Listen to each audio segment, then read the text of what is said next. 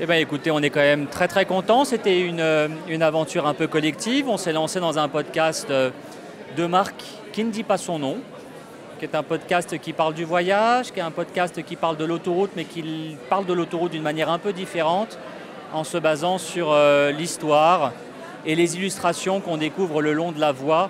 C'est ce qu'on appelle les fameux panneaux marrons.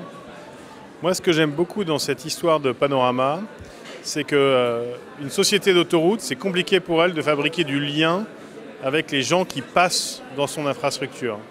Et pour rentrer dans la voiture, c'est très difficile, mais là, on a un contenu très fort, très riche, et qu'on a des centaines de milliers de personnes qui spontanément ont créé un lien avec la marque APRR, alors qu'en fait, sinon, peut-être qu'il n'aurait jamais eu lieu.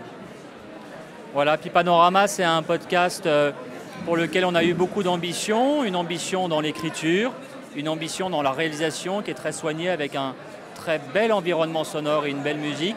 On a évidemment une voix incroyable qui nous a accompagnés puisque les 20 histoires ont été dites, racontées, jouées, incarnées par Denis Podalides. C'est quand même une grande chance d'avoir eu Denis à nos côtés.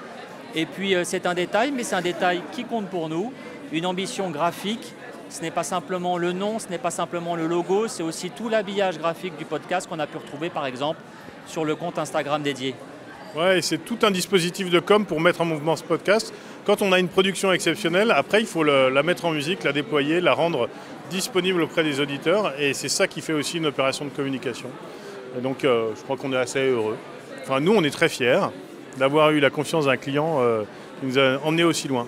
Et moi je suis très très content de notre partenariat avec Spintank sur ce projet qui était innovant, audacieux et beau.